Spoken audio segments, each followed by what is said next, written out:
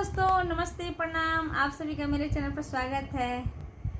Airtel के coupon मंगावली, Nokia के mobile, Shiv गुरु हो।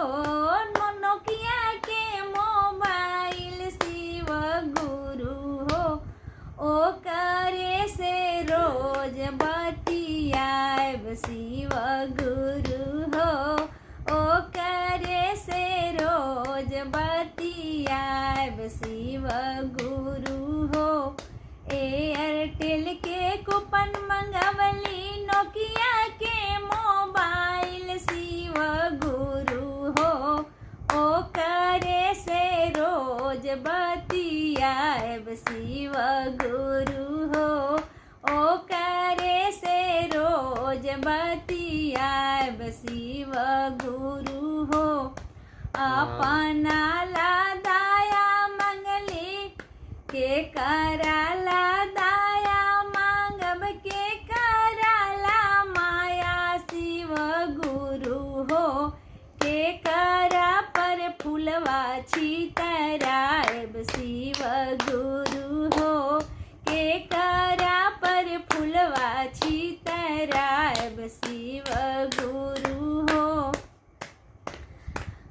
पति लागी दाया मंगली, अपना ला माया, शिव गुरु हो। पति जी पर फुलवा छितराब, शिव गुरु हो। पति जी पर फुलवा छितराब, शिव गुरु हो।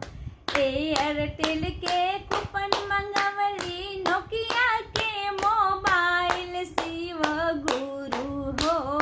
नोकिया के मोबाइल, शिव गुरु हो। ओ करे से रोज बतियाब, शिव गुरु हो।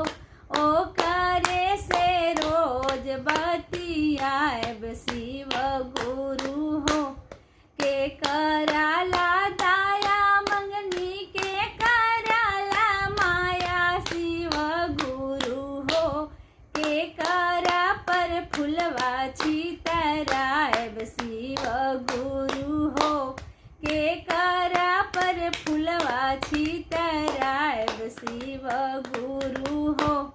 बेटिया ला दाया मंगली, अपना ला माया, शिव गुरु हो। अपना ला माया, शिव गुरु हो। बेटवा पर फुलवा छितराब, शिव गुरु हो। बेटवा पर फुलवा छितराब, शिव गुरु हो। एयरटेल के कूपन मंगावली, नोकिया के मोबाइल, शिव गुरु हो।